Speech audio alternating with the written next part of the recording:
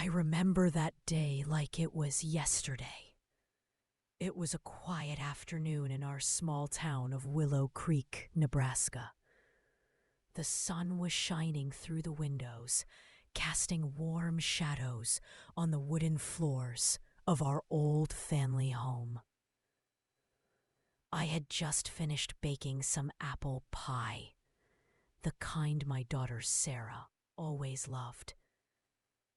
She was 25 then, still living with me and my husband Tom after college. I thought everything was fine, you know? But sometimes life has a way of surprising you when you least expect it. I walked up the stairs to her room to call her for a slice. The door was slightly open, and I pushed it gently.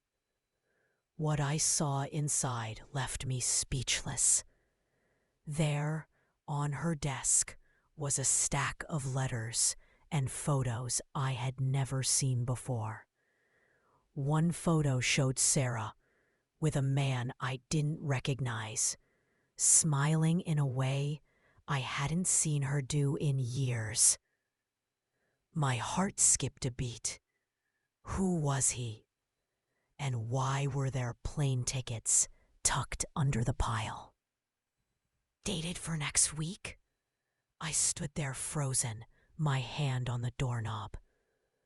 Memories flooded back of Sarah as a little girl, playing in that same room. Now, it felt like a stranger's space. I didn't touch anything. I just backed out quietly and went downstairs, pretending nothing happened. But inside, questions swirled in my mind. What secret was she hiding? And how long had this been going on? I sat at the kitchen table, staring at the pie, wondering if our family was about to change forever. That evening, Tom came home from work at the hardware store. He's a simple man, always tired, but kind. I didn't tell him right away. We ate dinner in silence, Sarah chatting about her job at the local library. She seemed so normal, but I couldn't shake the image of those letters. As I washed the dishes, I thought about our life here in Willow Creek. It's a place where everyone knows everyone, where secrets don't stay hidden for long. Yet here I was, carrying one in my heart. The next morning, I tried to act like everything was okay. I made breakfast, eggs and toast, just like always. Sarah kissed my cheek before leaving for work. "Love you, Mom," she said. I smiled back, but my mind was racing. Should I confront her? Or wait and see? I decided to wait. Maybe it was nothing. But deep down, I knew it wasn't. That photo haunted me all day. By afternoon, I couldn't resist. I went back to her room when she was out. The letters were still there. I picked one up carefully. It was from someone named Alex. "I can't wait to start our new life," it said. My hands trembled. A new life? Without us? Tears welled up in my eyes. I put it back and sat on her bed, feeling the weight of it all. How had we grown so apart? Tom noticed something was off that night. "You okay, Helen?" he asked, his voice gentle. I nodded, but inside, I was breaking. I lay awake that night, staring at the ceiling. Our family had always been close. Sarah was our only child, born after years of trying. We spoiled her a bit, maybe too much. But this felt like betrayal. The days that followed were a blur. I watched Sarah more closely. She was on her phone a lot, smiling at texts. I wondered if it was him. Alex. Who was he? I thought about asking her friends, but Willow Creek is small. Word spreads fast. I didn't want to cause trouble yet. One evening, Sarah came home late. "Mom, I'm going out with friends," she said. I nodded, but followed her gaze to the desk. The letters were gone. Had she hidden them? My stomach twisted. What was she planning? I confided in my sister Mary over the phone. "She's in the next town over. Helen, talk to her," she said.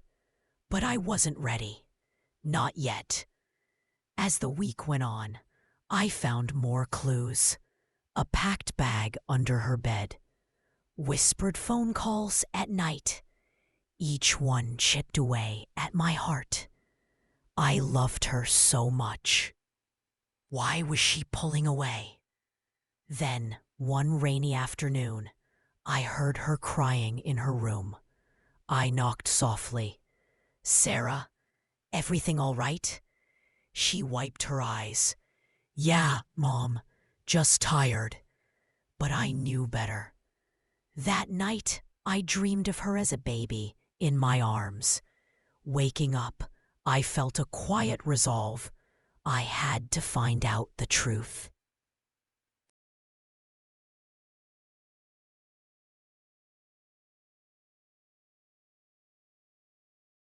But what I discovered next would change everything. Keep listening to hear what happened when I confronted her. Looking back, our family started simple. Tom and I met in high school here in Willow Creek. He was the quiet boy who fixed bikes, and I was the girl who loved reading books under the old oak tree in the park. We got married young, right after graduation. Life was hard at first. Tom worked long hours, and I took care of the house. But we were happy. When Sarah came along, she was our miracle.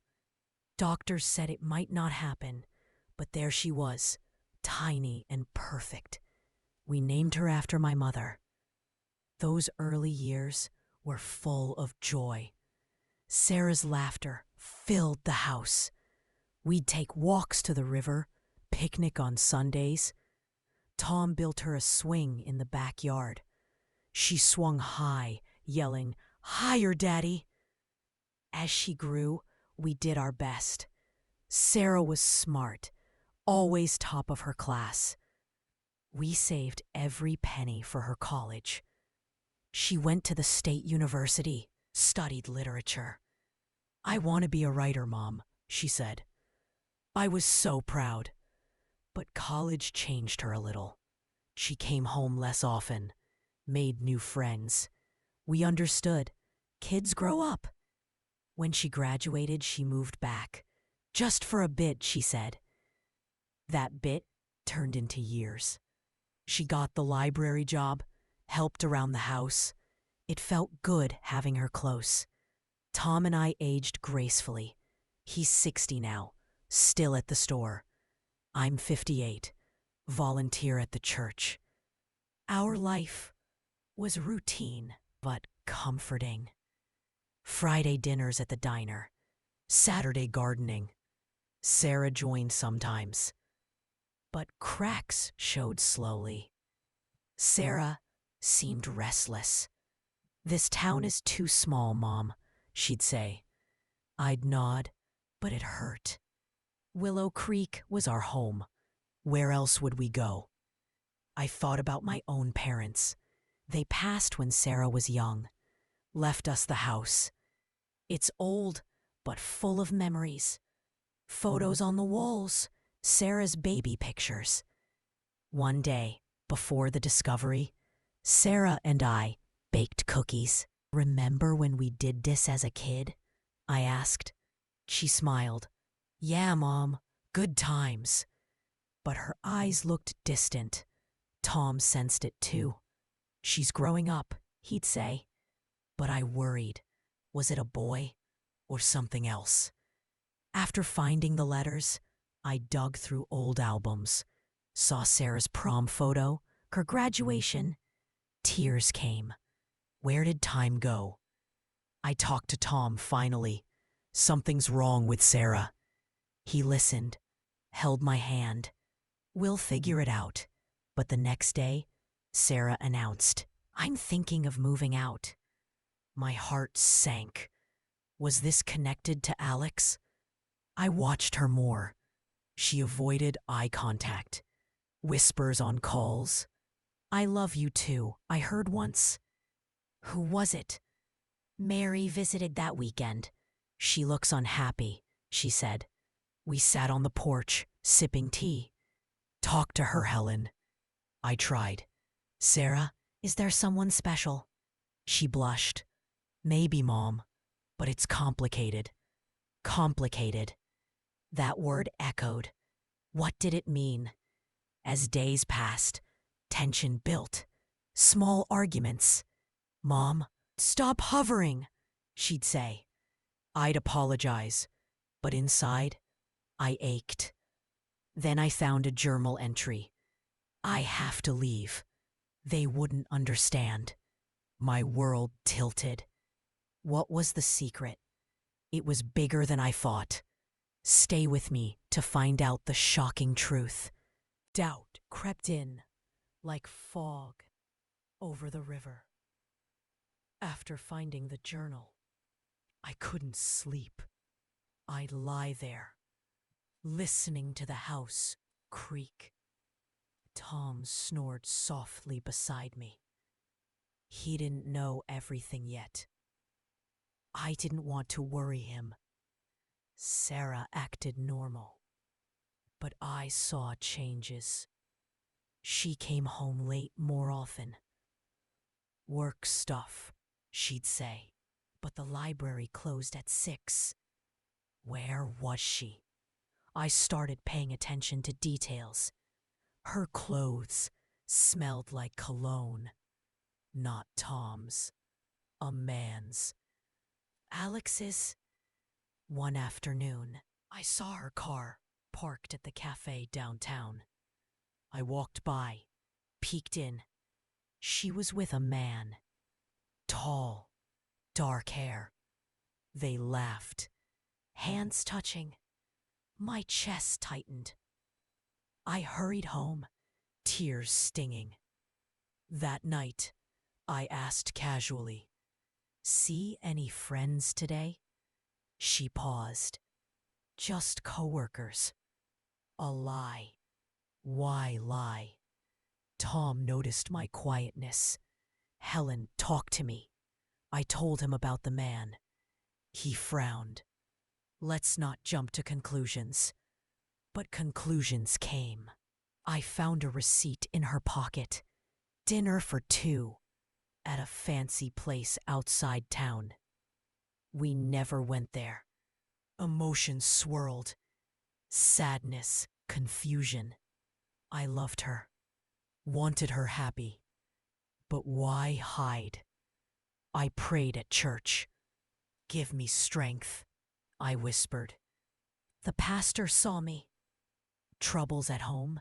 He asked. I nodded. Family secrets, I said. He advised patience. Patience was hard. Sarah grew distant. Short answers. I'm fine, Mom. Then, I overheard a call. Alex, I can't tell them yet. It's too soon. Too soon for what? My mind raced. Were they eloping? Or worse? I confronted Tom. We need to talk to her. He agreed. But before we could, she left a note. Gone for the weekend. Don't worry. Don't worry? How could I not? That weekend was long. Tom and I walked the town. She'll be okay, he said. But doubt lingered. She returned Sunday night. Fun trip? I asked. Yeah, she said, avoiding eyes. Later, I found a hotel key in her bag. From the city. With him, the tension rose. Small fights. Mom, give me space. I cried alone. What had I done wrong? Then the lawyer called. About your parents' will. Why now? It connected somehow. But how? The answer would shock me. Keep listening. That evening, everything felt heavier. The house was quiet. Too quiet. Tom was watching the news in the living room, and Sarah was upstairs. I sat at the kitchen table with a cup of tea that had gone cold. My mind kept going back to the lawyer's words. Joint ownership. A condition about marriage. It all started to make sense, but in the worst way possible. I couldn't hold it in anymore. I climbed the stairs slowly, my hand sliding along the familiar wooden rail. Sarah's door was closed. I knocked softly. Sarah, honey, can we talk? She opened the door after a moment. Her eyes looked tired. Sure, Mom. What's up? We sat on her bed, just like when she was little and needed comfort after a bad dream.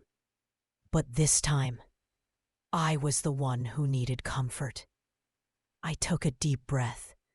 I saw the letters and the plane tickets and the ring box. Her face changed. First surprise, then something like fear. She didn't speak for a long time. I waited. Finally, she whispered, I'm sorry you found out this way. My heart ached. Who is Alex, Sarah? Why are you hiding him from us? She looked down at her hands. He's someone I met online 2 years ago. We've been talking every day. He lives in Seattle. He's kind, Mom. He makes me feel seen. 2 years. My daughter had been living a whole secret life for 2 years, right under our roof. I felt tears come, but I didn't let them fall yet. And the plane tickets? I'm moving there. Next month. We're getting married. The words hit me like a soft wave, the kind that knocks the air out of you without making a sound. Married, moving across the country, without telling us. Why didn't you bring him here? Let us meet him. My voice stayed gentle. I didn't want to scare her away. She started crying quietly. Because you and Dad would hate him. Hate him? Why? She took a shaky breath. He's older, 42, and he's been married before. Has a little girl from that marriage. I thought you'd say I was making a mistake. I closed my eyes for a moment. 42, 17 years older than my baby. A child already. It hurt, yes.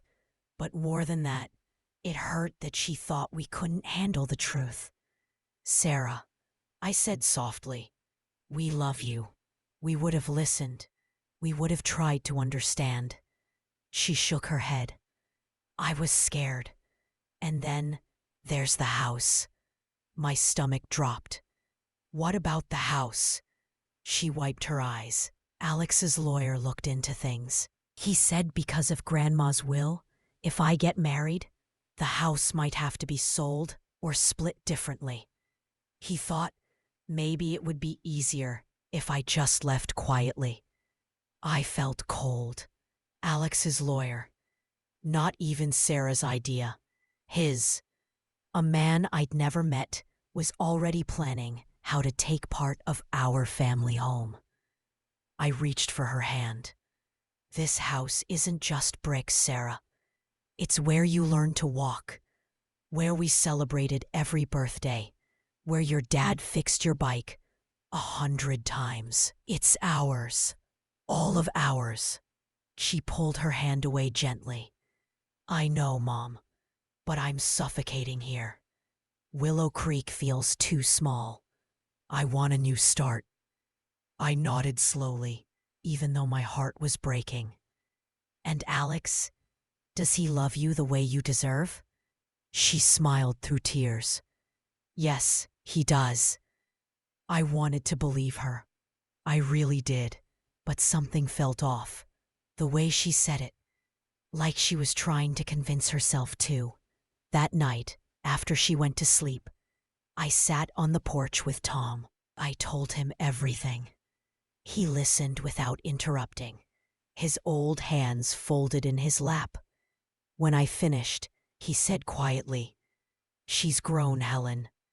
We can't stop her." But his eyes looked sad too. We sat there until the stars came out, holding each other without words. The next few days were strange. Sarah started packing slowly. Small things at first. Books, clothes. She didn't hide it anymore. We spoke politely, like careful strangers in our own home. Then, one afternoon, an email came to the family account we all shared. It was from Alex. A long message about wedding plans, asking for our blessing. But at the end, there was a line that made my blood run cold. Once the property details are settled, we can all move forward peacefully. Property details. He hadn't even met us, and he was already talking about the house like it was a problem to solve. I didn't reply. Not yet. Instead, I went back to Mr. Jenkins, the lawyer. I brought the old will. We read it together, line by line. And that's when I learned something Sarah didn't know. Something Alex couldn't have known. There was a second clause, a quiet one my parents added years ago.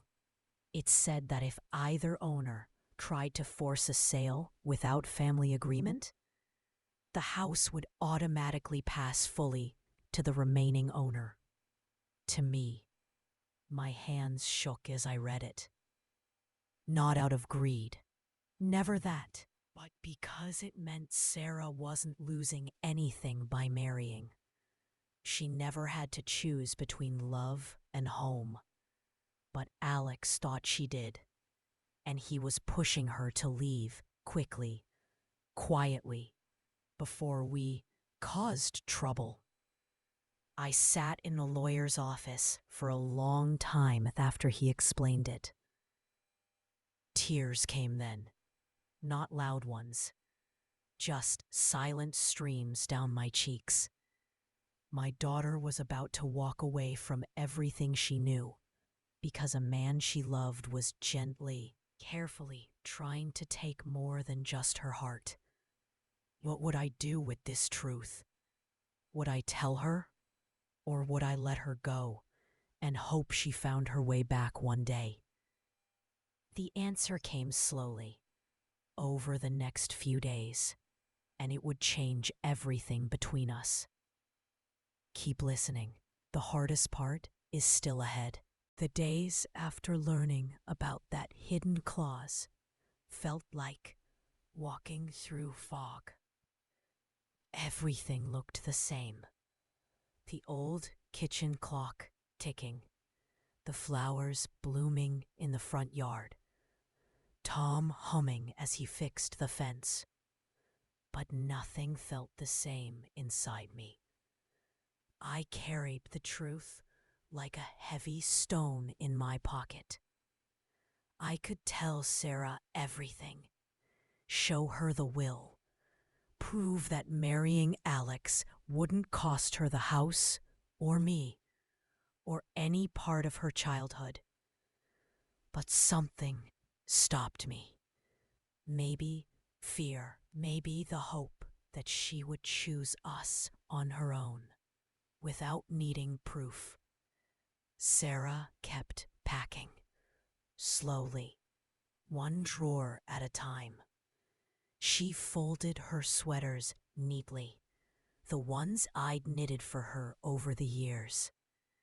Each time I passed her room, I'd pause in the hallway, listening to the soft sounds of zippers and cardboard boxes. My heart hurt with every rustle.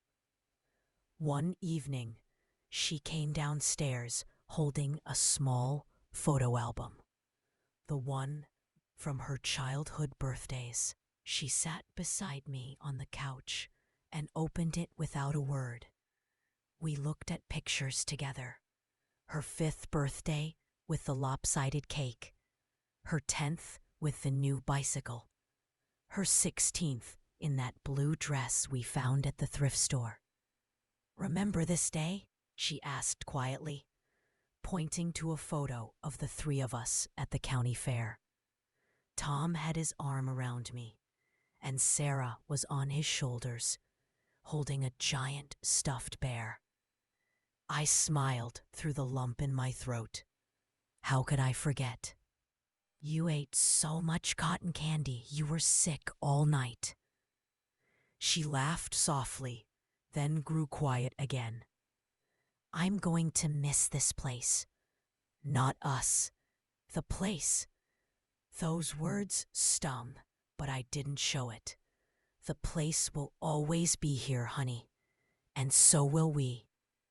She closed the album and rested her head on my shoulder, just like when she was small. For a moment, it felt like time turned backward. I stroked her hair and breathed in the familiar scent of her shampoo. We sat like that until Tom came in from the garage. He saw us, paused, and went back outside without saying anything, giving us space. Later that night, I couldn't sleep. I went to the kitchen for water and found Sarah at the table, staring at her phone. The screen glowed on her face. She looked up, startled. "Everything okay?" I asked. She hesitated. "Alex wants me to fly out earlier. Next week instead of next month. He says it would be easier to handle things from there." Handle things. There it was again, that cold little phrase. I sat across from her. "What things, Sarah?" She looked away. "Legal stuff, the house. He thinks if I'm already in Seattle, it'll be harder for anyone to complicate the sale." Complicate the sale. My own daughter thought I would fight her over bricks and wood. I reached across the table and took her hand. "Do you want to sell this house?"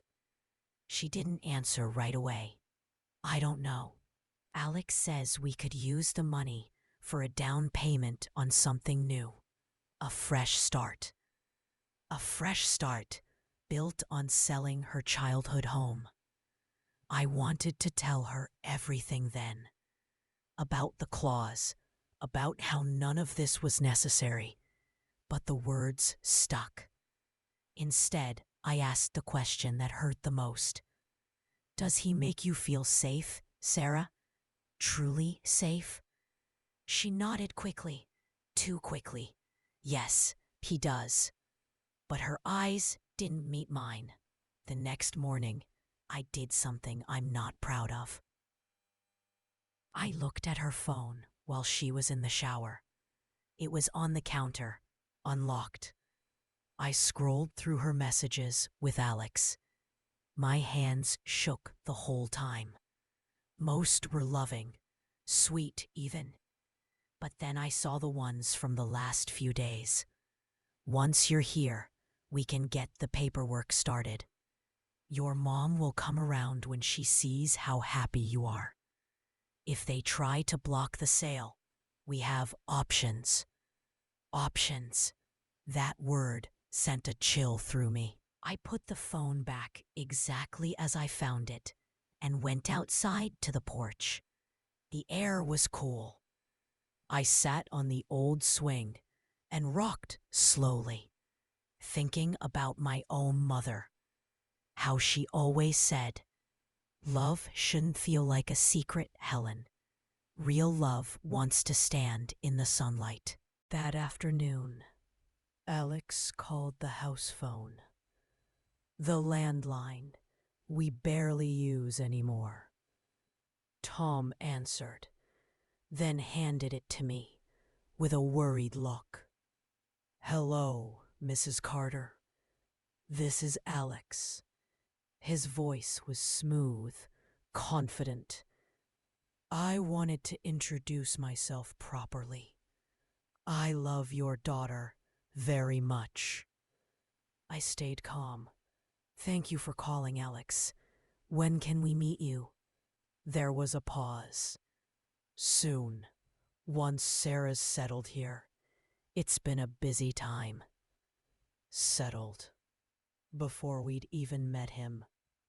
"I'd like to meet the man my daughter is marrying," I said gently.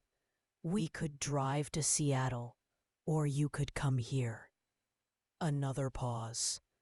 "Let's give it a little time. Emotions are high. Emotions are high." As if we were the problem. After I hung up, Tom asked what he said. I told him. We looked at each other for a long moment. No words needed. We both felt it. This wasn't right. That night, Sarah announced she was changing her flight, leaving in 5 days. 5 days. I nodded and smiled. "Okay, honey, whatever you need." But inside, the quiet storm was growing. I knew I couldn't stay silent much longer.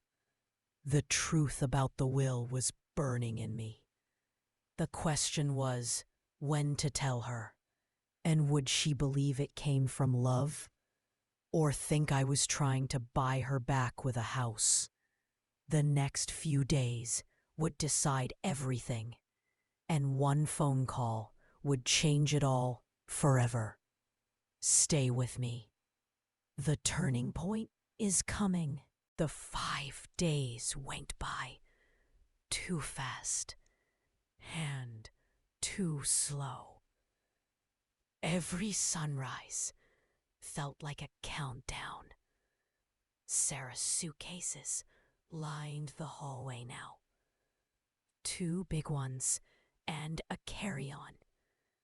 She labeled them carefully. Fragile on the one with her childhood books, and the little porcelain doll I gave her when she turned 7. Tom and I tried to keep the house normal. We cooked her favorite meals: roast chicken with mashed potatoes, apple crisp for dessert. She ate with us, smiled, thanked us, but the smiles didn't reach her eyes anymore. On the 3rd night, I couldn't take the silence. After Tom went to bed, I knocked on her door. She was folding the last of her clothes. "Can I come in?"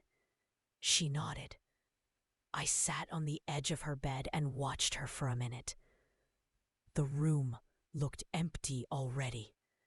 Bare walls where posters used to be. "Sarah," I started, my voice soft. "I need to tell you something." She stopped folding, waited. I reached into my pocket and pulled out the folded copy of the will that Mr. Jenkins had given me. My hands shook a little as I smoothed it open. This is Grandma and Grandpa's real will. The full one. Not the summary Alex's lawyer sent you. She frowned. Mom, I don't want to talk about the house right now. I know, honey, but please, just listen. I read her the hidden clause, word for word, slowly. How the house would stay fully with the family member who remained in it if the other tried to force a sale without agreement. How marrying Alex wouldn't change anything. How she would never have to choose between him and this home. When I finished, the room was very quiet. I could hear the old clock ticking downstairs. Sarah stared at the paper, then at me. Why didn't you tell me sooner? Tears filled my eyes. Because I wanted you to stay for us, not for a house. I was afraid if I told you, you'd think I was buying you with walls and memories. She took the paper from my hand, read it herself. Once, twice. Alex said, he said you and Dad would fight me in court, that it would drag on for years, that the only clean way was for me to leave first, sign my share over later. Her voice cracked on the last words. I moved closer and put my arms around her. She didn't pull away. Sweetheart, no one is fighting anyone. This house is yours as much as mine. Always will be. You can marry whoever you want. You can live wherever you want. And this door will stay open. She started crying then, not loud, just soft, deep sobs into my shoulder, like when she was little and scraped her knee. I held her and rocked her the way I used to. After a long time, she whispered. He kept saying it would be easier if I left quickly, that you'd try to guilt me into staying, that once I was in Seattle, we could sort the money and everyone would be happy. Money. There it was, plain and cold. I didn't say anything bad about him. Not yet. I just held her. The next morning, everything shifted. Sarah didn't pack anymore. She moved the suitcases back into her room and closed the door. Tom found me in the kitchen, crying quietly over coffee. He didn't ask questions, just wrapped his arms around me from behind and rested his chin on my head. We stood like that until the kettle whistled. Sarah came down late. Her eyes were red, but there was something different in them. A little spark of the old fire. I canceled the flight, she said simply. Tom and I looked at each other. I nodded. Okay, honey. She sat at the table. I need to think. Alone.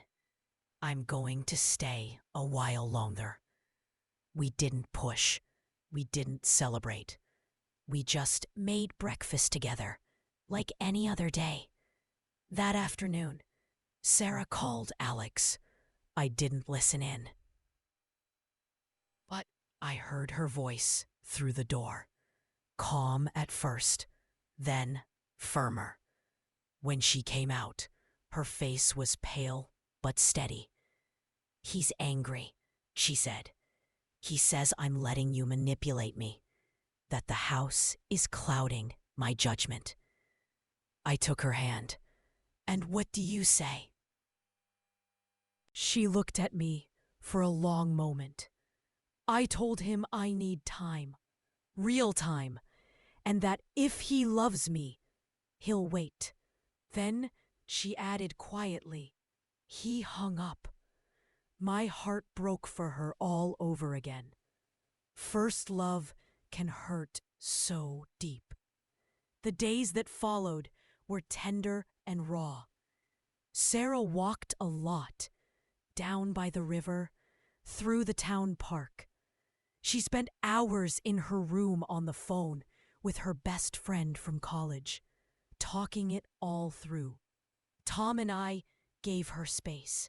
We didn't say, "I told you so." We just loved her quietly, made her tea when she came home cold, left her favorite cookies on a plate outside her door.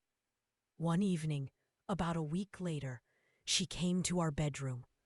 Tom was reading the paper. I was knitting. She stood in the doorway, holding her phone. "I looked him up," she said. Really looked, not just his words. We waited. There's another woman in Seattle, posting pictures with him from the same weeks he said he was working late and couldn't talk to me. Her voice stayed steady, but I saw the pain in her eyes. And the lawyer he used? It's his ex-wife's brother. Tom put down his paper. I set my knitting aside. Sarah's chin trembled. "I feel so stupid." I opened my arms. She came and sat between us on the bed, the way she did when she was 10 and afraid of thunderstorms. "You're not stupid," Tom said gently. "You're kind. You trusted. That's never stupid." She cried then. Really cried. The kind that shakes your whole body. We held her until there were no tears left. When she finally spoke again, her voice was small but clear. "I don't want to leave Willow Creek. Not now. Maybe not ever." I kissed the top of her head. "Then stay as long as you need. This is your home." And for the first time in months, the house felt whole again. But the healing was just beginning. There were more truths to face, more lessons to learn, and one letter from the past that would tie everything together in a way none of us expected. Keep listening. The deepest part of the story is still ahead. Healing doesn't happen all at once. It comes in quiet moments, little by little. After Sarah canceled her flight and ended things with Alex, our house settled into a new kind of rhythm. Not the old one, not yet, but something gentler. Mornings were slow. Sarah would come downstairs in her old pajamas, the ones with the faded stars. She'd make coffee for all three of us, and we'd sit at the table without needing to fill the silence. Tom would read the paper. I'd water the plants on the windowsill. Sarah would stare out at the backyard, watching the birds at the feeder. Some days she talked, some days she didn't. We let her lead. About 2 weeks after the big talk, I was cleaning out the attic. We hadn't been up there in years.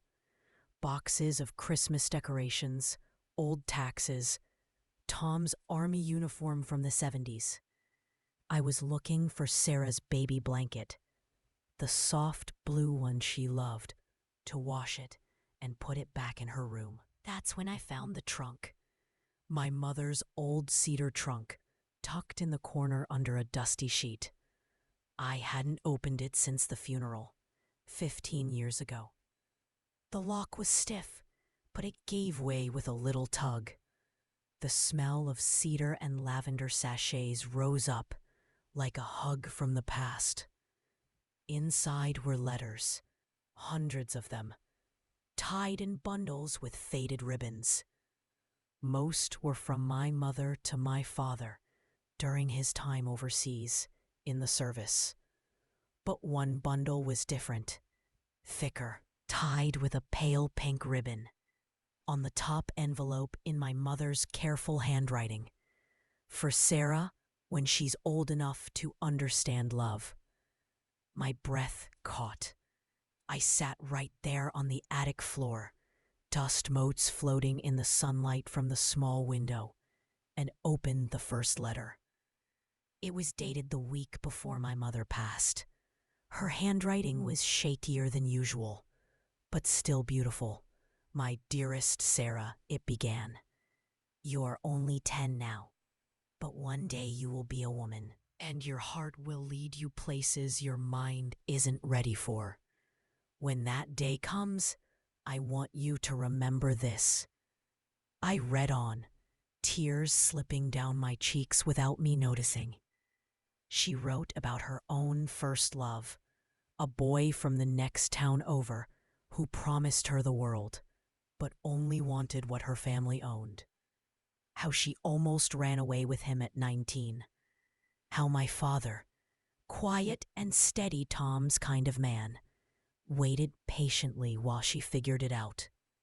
She wrote about mistakes, about listening to your gut when something feels off, even when everyone else says you're imagining it. About how real love doesn't rush you, doesn't hide, doesn't make you choose between it and the people who raised you. There were 12 letters in all, one for each year until Sarah turned 22. My mother never got to give them herself. Cancer took her too fast. I carried the bundle downstairs like it was made of glass. Sarah was on the porch swing, wrapped in a quilt, reading a book. I sat beside her and placed the letters in her lap without a word. She looked at the top envelope, saw her name, saw Grandma's writing. Her eyes filled instantly. Mom, where? Attic. She wrote them for you, before she got too sick. Sarah opened the first one with trembling fingers, read it slowly, then the second, then the third. I stayed beside her, rocking the swing gently, giving her space, but never leaving. When she finished the last one, the sun was setting, pink and gold across the fields. She leaned her head on my shoulder, the letters clutched to her chest. She knew, Sarah whispered. Somehow she knew I'd need this one day. I nodded, throat too tight for words. We sat there until the stars came out. Fireflies blinked in the yard like tiny lanterns. The next morning, Sarah asked if we could plant something in the garden for Grandma. We chose lavender, Mom's favorite. The three of us worked side by side, turning the soil, planting the small purple starts. No one spoke much. We didn't need to. That night, Sarah cooked dinner. Her famous lasagna, the one she learned from my mother. We ate on the good plates, the ones we save for holidays. Tom told old stories about Grandma's terrible jokes. Sarah laughed until she cried, and then just cried. We let her. Days turned into weeks. Sarah started going to the library again, but only part-time. She spent afternoons writing, really writing, not just dreams, but pages. She showed me one story. It was about a girl who almost left home, but found her way back through letters from someone who loved her long before she was born. I cried reading it.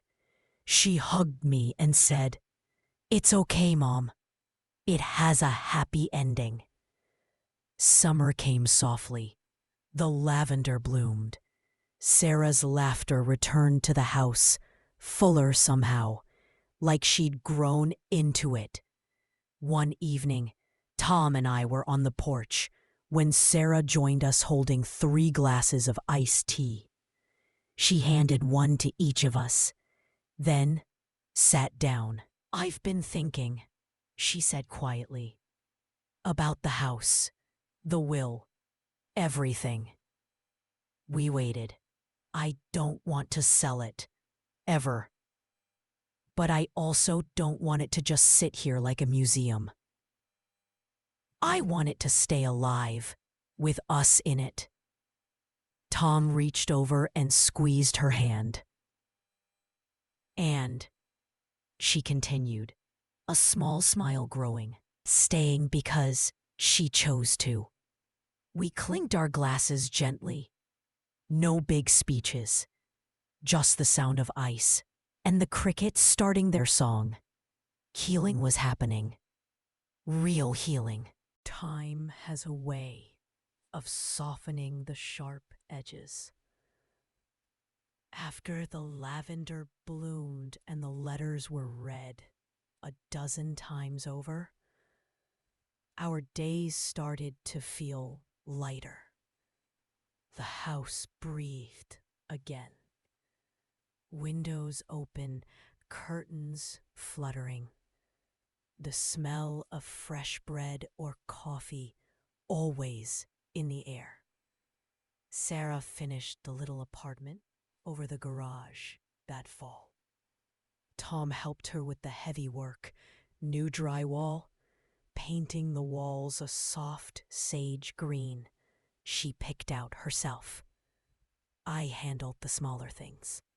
Curtains from the fabric store in the next town, a cozy rug, bookshelves made from old barn wood we found at the flea market. We didn't rush it. Weekends, mostly. Laughing when paint got on our noses, stopping for lemonade on the porch steps. It felt like building something more than just rooms. We were building trust again, one nail, one brushstroke at a time. When it was done, Sarah moved in. Not far, just across the driveway. Close enough to call out the window for sugar. Far enough to have her own front door. She hung wind chimes that sang in the breeze, planted herbs in pots along the steps. At night, her light glowed warm through the trees. She started writing every morning, real writing. Up early with coffee, notebook or laptop on the small table by the window. Some days she'd come over for lunch and read me a page or two. Stories about small towns, complicated families, second chances. I'd listen with my tea getting cold, tears in my eyes, proud in a way words can't hold. Winter came gentle that year. Snow blanketed Willow Creek, quiet and clean. We put up the Christmas tree together, the big one in the living room, like always. Sarah strung the lights while Tom grumbled about tangled cords, same as every year. We baked cookies, watched old movies, left carrots for the reindeer on the porch, even though Sarah laughed and said she was too old for that now. One snowy afternoon in January, Sarah came into the kitchen holding a thick envelope, her name on the front typed neatly. Return address, a publishing house in New York. My heart stopped for a second. She looked at me, eyes wide. I sent them 3 chapters, just to see. Tom came in from shoveling the walk, snow on his boots. We all stood there while she opened it. Inside was a letter, an offer. Not huge, but real. They wanted her book, the one inspired by the letters, by almost leaving, by coming home. Sarah's hands shook. She read parts out loud, voice breaking. Then she looked up and laughed through happy tears. They're calling it a debut novel. My name on a real book. Tom pulled her into a bear hug. I joined, the 3 of us in the middle of the kitchen, snow melting on the floor. That spring, she got an agent, a kind woman who believed in quiet stories about ordinary hearts. They worked together on edits. Sarah drove to the city a few times for meetings. Came home, full of wonder, at tall buildings and crowded cafes, but always glad to see the open fields again. She started teaching a little writing class at the library on Saturday mornings. Just 6 or 7 kids at first, then more. Teenagers mostly, shy ones who loved books but didn't know how to start. She taught them the way Grandma's letters taught her, gently, honestly. I'd peek in sometimes, bringing cookies for the break, watching her speak with that soft confidence. My girl, all grown, passing light forward.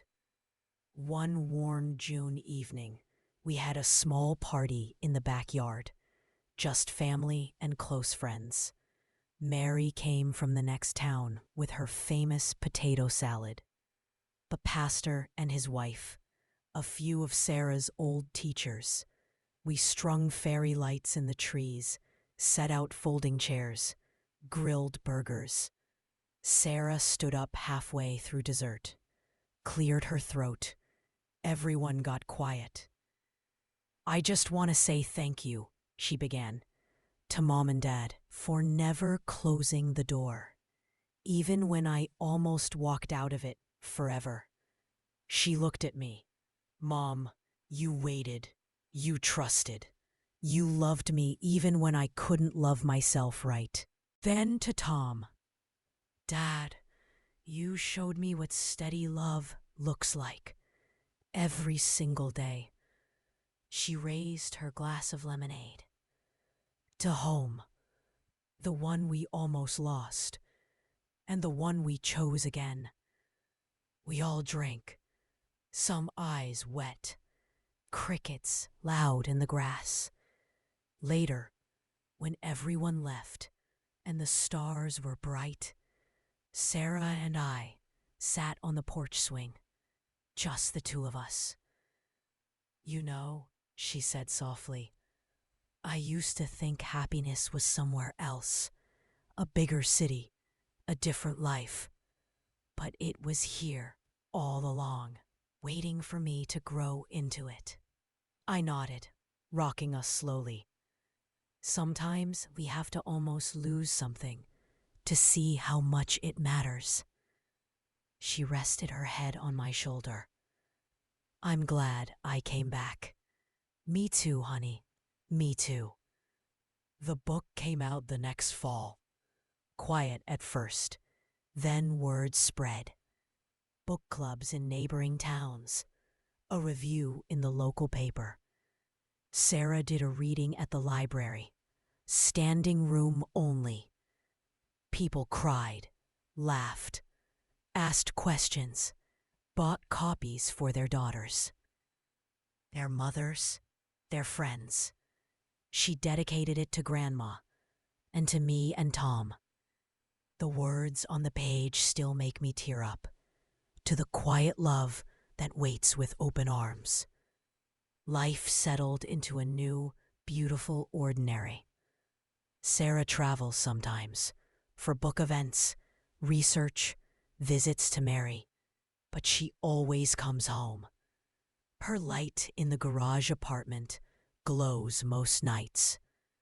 Tom and I grow older, slower, but happier, I think. We garden together, watch the lavender come back every year, stronger, sit on the porch and wave at neighbors passing by.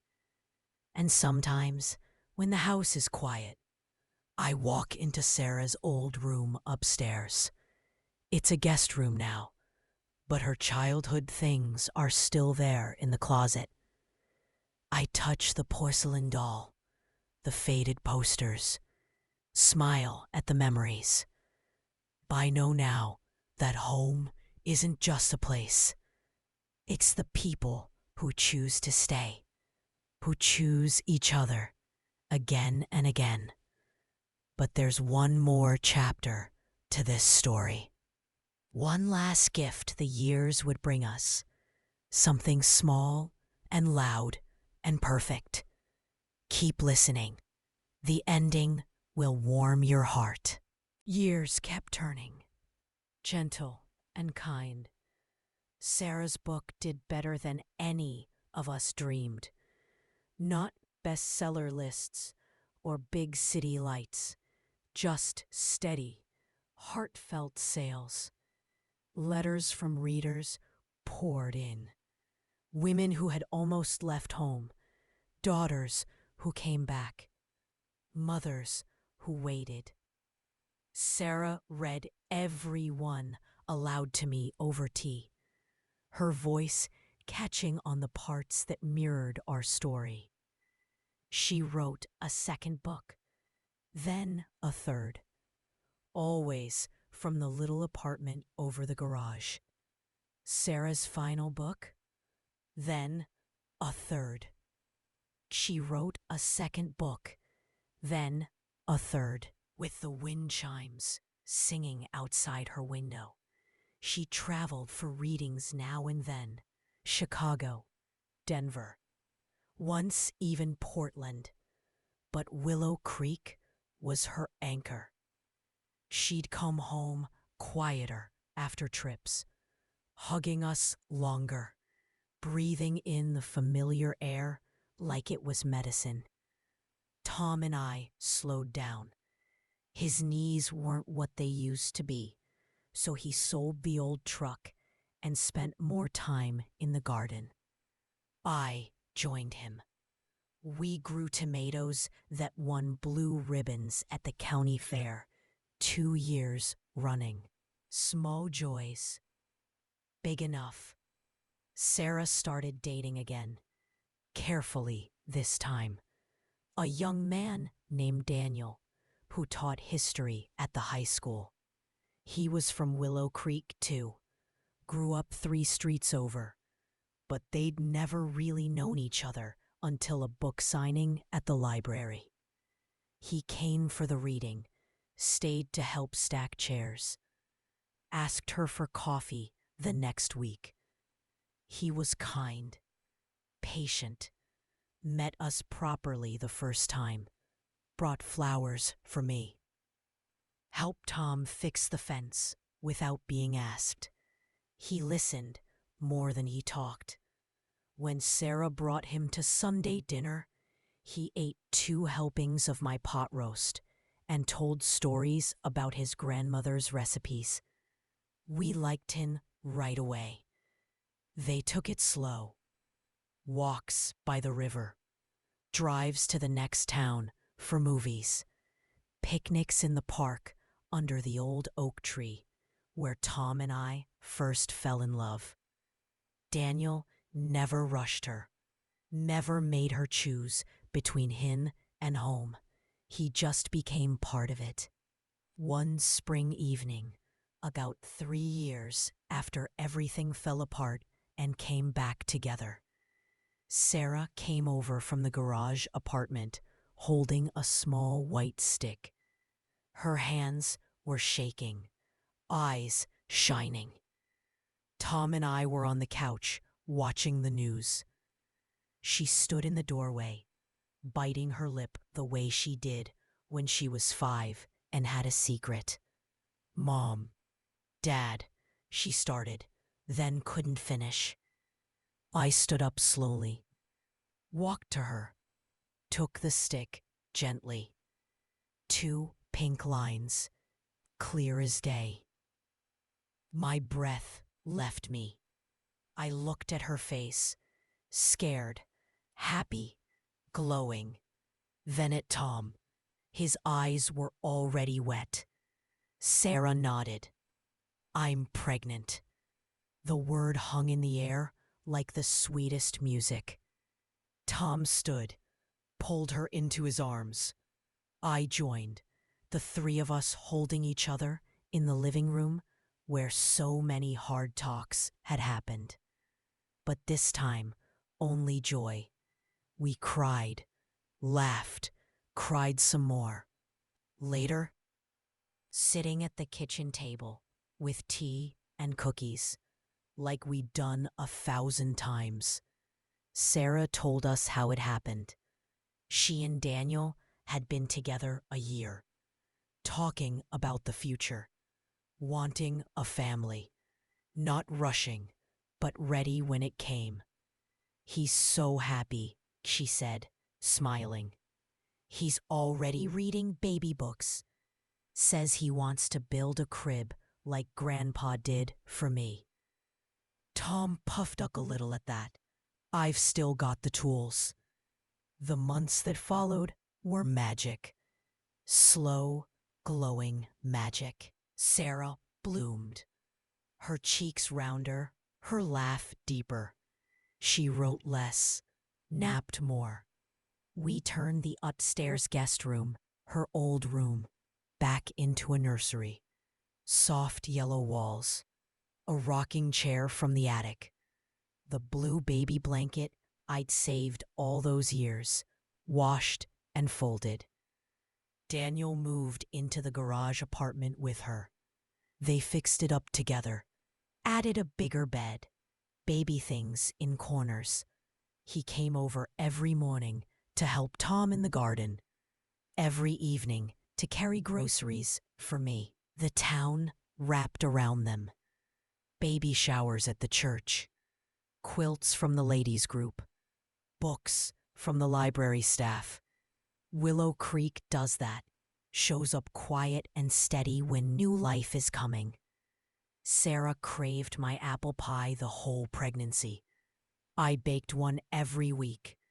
We'd sit on the porch, eating slices, her feet in my lap, talking about names. If it was a girl, she wanted Rose after my mother. If a boy, Thomas after Tom. One October morning, the leaves turning gold and red, Sarah's water broke. Early, but not too early. Daniel drove her to the hospital in the next town. Tom and I followed close behind, holding hands the whole way. The labor was long, 12 hours. We waited in the family room, walking the halls, praying quietly. Daniel came out once to update us. Sarah was strong, tired, but strong. At 7:42 that evening, a cry echoed down the hall.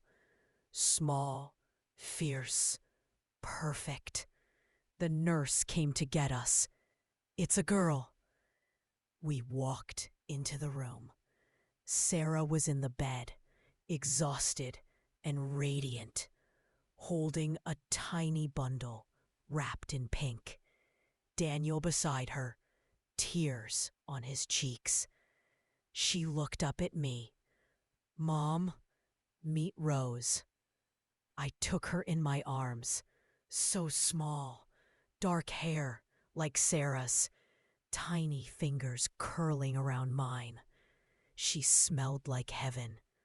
Tom leaned over my shoulder, whispering, "Hey there, little one." Sarah watched us, eyes soft. "She has your eyes, Mom." I cried then. Couldn't help it.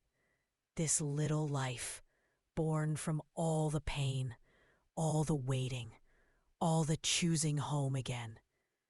We stayed until late, then went home to an empty house that didn't feel empty anymore. It felt full, waiting. Rose came home 3 days later. The garage apartment too small now, so they moved into the main house, back into Sarah's old room, now the nursery beside it. Daniel took the upstairs office for his grading. We made space, gladly. Nights were full of cries and feedings. I pad down the hall in my robe to help, rock Rose in the chair while Sarah slept, sing the old lullabies my mother sang to me. Tom built the crib, sanded it smooth, stained it warm walnut, strong enough for generations. Days blurred into love. First smiles, first laughs, First steps in the backyard grass. Rose grew fast. Curious brown eyes. Sarah's smile. Daniel's quiet steadiness. She called me Nana first, clear as a bell one morning over breakfast. Sarah wrote again, a children's book this time, about a little girl who finds letters from her grandma and learns that home is wherever love waits. She dedicated it to Rose and to me. Years later, when Rose was 5, we planted more lavender, a whole row along the fence. She helped with her tiny shovel, dirt on her cheeks. Sarah watched us, holding my hand. "Mom," she said quietly, "thank you for waiting." I squeezed her fingers. "Thank you for coming back." And in that moment, with the sun worn on our faces, the wind chimes singing, Rose laughing as she chased butterflies, I knew every tear, every hard night, every quiet prayer had been worth it. Because love, real love, doesn't just endure. It grows. It circles back. It brings new life. There's just one more piece to this story. A quiet reflection as the years gentle on. The lesson I carry in my heart every day. Stay with me just a little longer. The ending is soft and true. And here we are, at the end of the story. Or maybe just the beginning of another one. I'm older now, 75 this past spring. My hair is all silver, and my hands have more lines than I can count. But they're good lines. Lines from holding babies, from kneading bread, from planting lavender year after year. Tom still wakes early, makes coffee strong the way he likes it, brings me a cup in bed on Sundays, just like he did when we were young. His steps are slower, but his eyes still twinkle when he looks at me across the kitchen table. Sarah is 40 now. Can you believe it? 40. A beautiful woman with laugh lines around her eyes and the same gentle heart she's always had. She writes from the little house we built over the garage. 3 books on the shelf with her name, and a 4th on the way. She teaches at the community college part-time, helps young writers find their voice, the way Grandma's letters helped her find hers. Daniel is family. Has been for years. Quiet, steady, the kind of man who fixes things before you notice they're broken. He coaches Little League on weekends and still brings me flowers every Friday. And Rose, oh, sweet Rose. She's 12 now, tall like her daddy, with Sarah's dark curls and my mother's curious brown eyes. She runs through the yard chasing fireflies in summer, builds snow forts in winter, reads under the old oak tree with a book in her lap, just like I did at her age. The house is fuller than it's ever been. Laughter echoes down the halls again. Crayons on the fridge, tiny shoes by the door. The nursery we made for Rose became a playroom, then a bedroom for the second little one, Lily, born 4 years ago. Another girl. Another miracle. Some nights, when the house is finally quiet, I walk through the rooms, touch the walls that have held so much. The kitchen where I cried over cold tea. Sarah's old room where secrets almost pulled us apart. The porch swing where we chose each other again. I think about that day I walked into her room and found the letters, the tickets, the photo of a man I didn't know. How my heart stopped. How I thought we were losing everything. But we didn't lose. We found. We find that love isn't loud. It doesn't demand or rush or hide. Real love waits. It plants lavender and bakes pie and leaves the porch light on. It holds space for mistakes, for growing, for coming home. I learned that forgiveness isn't just for the other person. It's for you too, so you can breathe again. Sarah learned that home isn't a cage. It's a nest, a place to grow wings, and always know where to land. Rose and Lily are learning it now. They run to the garage apartment to visit Mommy at work, bring her dandelions and half-eaten cookies. They fall asleep on our couch during movie nights, tucked under the same blue blanket that once wrapped Sarah and me before her. The circle keeps turning, gentle, unbroken. Sometimes on quiet evenings, all of us gather on the porch. Tom in his old chair, me on the swing, Sarah and Daniel side by side, Rose reading to Lily in a whisper, the lavender swaying in the breeze, filling the air with its soft scent. We don't talk much then. We just sit, watch the sun go down, listen to the wind chimes Sarah hung years ago. And in those moments, I feel it. All the love that's passed through these walls. My parents, my mother's letters, the hard days, the healing days, the ordinary, beautiful days. I feel full. If you're listening to this and your heart feels heavy, if someone you love is pulling away, or you're the one wanting to leave, please hear this. Hold on, gently, with open hands.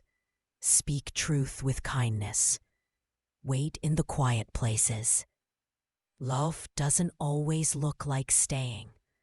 Sometimes it looks like letting go.